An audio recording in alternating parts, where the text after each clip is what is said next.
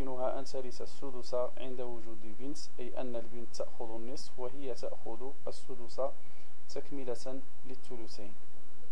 ثم نتحدث بعد ذلك عن الحواشي، وهم الإخوة والأعمام. بالنسبة للحواشي فإنهم يحجبون حجب حرمان من طرف الأصول الذكور والفروع الذكور. فالحواشي الذين نتحدث عنهم نبدأ بالعمومة، وأولهم وهم كلهم ذكور من طبيعة الحال، وأولهم في الإرث هو العم الشقيق الذي يحجب العم لأب كما يوضح السهم الأحمر، والعم لأب من طبيعة الحال يحجب ابن العم الشقيق، وابن عم الشقيق في الإرث يحجب هو الآخر ابن عم لأب. إذن فحسب قوة قرابته من الهالك يحجب الأقوى قرابة الأقل قرابة من الهالك. ثم نتحدث عن الإخوة والورثة. الإخوة من طبيعة الحال فيهم الإخوة الذكور، وهم يحجبون الأعمام كلهم، بمعنى أن إذا وجد أخ من إخوة الهالك فإن الأعمام لا يرثون شيئا من التركة. والإخوة ترتيبا بحسب قوة قرابتهم للهالك نجد أقواهم قرابة الأخ الشقيق، ثم بعد ذلك يليه الأخ لأب. إذن فالأخ لأب يحجب من طرف الأخ الشقيق كما يوضح السهم حجب حرمان. ثم بعد ذلك نتحدث عن ابن الأخ الشقيق الذي يحجب هو الآخر من طرف الأخ لأب. ثم نتحدث عن ابن أخ لأب الذي يحجبه الأخ ابن أخ شقيق. إذن فحسب قوة قرابتهم يحجب الأقوى قرابة الأقل قرابة. ثم بعد ذلك نتحدث عن الإناث من الورثة أي من إخوة الهالك، فتكون أقوى الإناث في الإرث هي الأخت الشقيقة. إذن فالأخت الشقيقة لها حالات متعددة على مستوى الإرث. إذن فيمكنها أن تأخذ النصف إذا كانت وحيدة للهالك، أي لم توجد أخت شقيقة أخرى في قوتها، إذن فإنها تأخذ النصف في حالة انفرادها. ثم يمكنها أن تقتسم الثلثين مع أخت شقيقة أخرى أو مع أخوات متعددات، فإن الأخت الشقيقة في حالة تعددها تنتقل من النصف إلى الثلثين مقاسمة بين الأختين أو الأخوات المتعددات.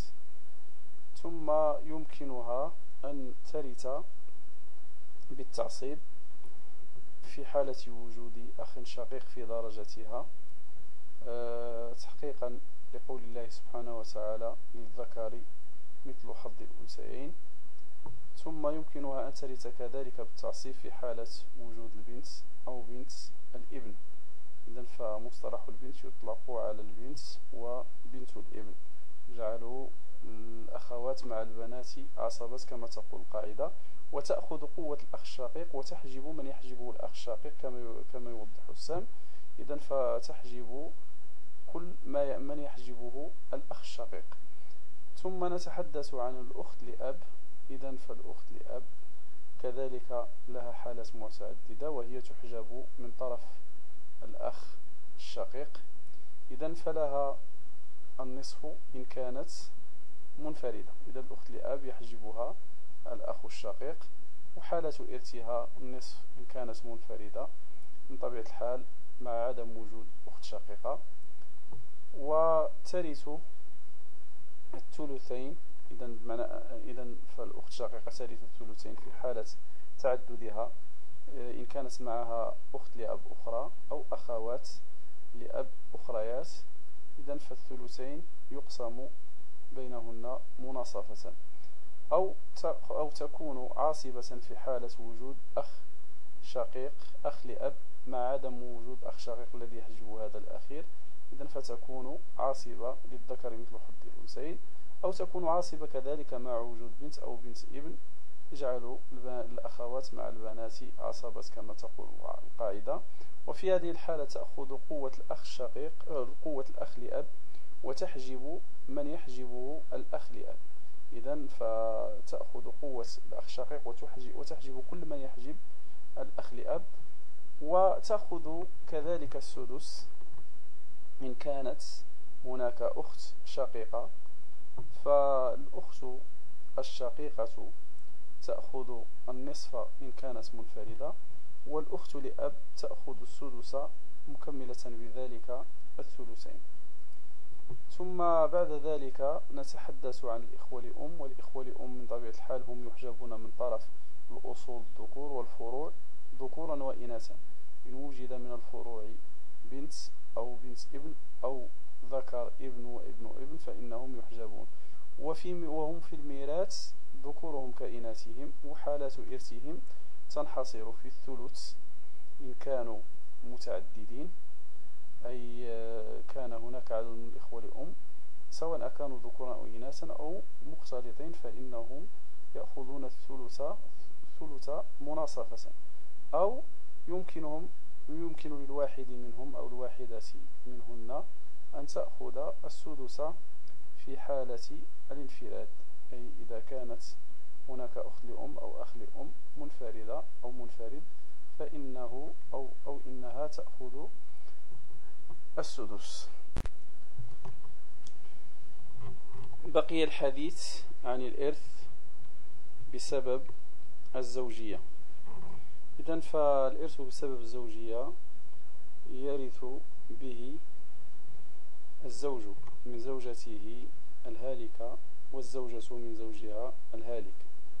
فالزوج إذن له في الإرث حالتان: إما أن يرث النصف، وذلك عند عدم وجود الفرع الوارث، سواء كان هذا الفرع الوارث ذكرا أو أنثى، فإن الزوج يأخذ النصف إن لم يوجد هذا الفرع الوارث. ثم يأخذ الزوج الربع إن وجد هذا الفرع الوارث، سواء كان هذا الفرع الوارث الذي للمرأة أو للزوجة المتوفاة ذكرا أو أنثى، فإن الزوج يأخذ الربع. ثم كذلك ترث الزوجة أو الزوجات المتعددات من الزوج الهالك،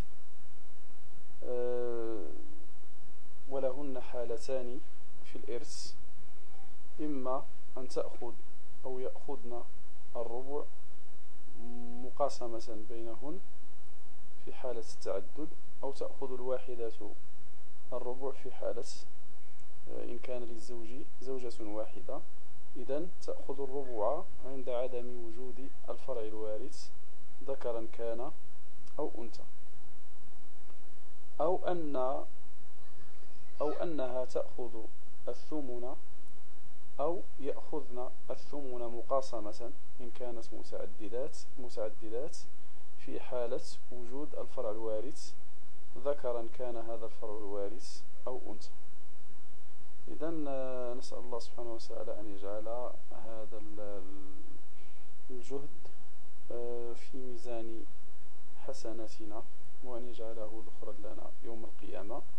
ولمن أراد أن يتوسع بشكل معمق فعليه الرجوع إلى الكتاب نظام الإرث في الإسلام بأسلوب الخرائط الذهنية، حيث احتوى الكتاب تلخيصا بطريقة الخريطة الذهنية التي عرضنا من خلالها هذا العرض لجميع محاور الإرث بحيث تناول موانع الإرث، وتناول كذلك مفهوم التعصيب ومفهوم الحجب وكل المباحث التي تطرق لها مقرر السنة الأولى من البكالوريا.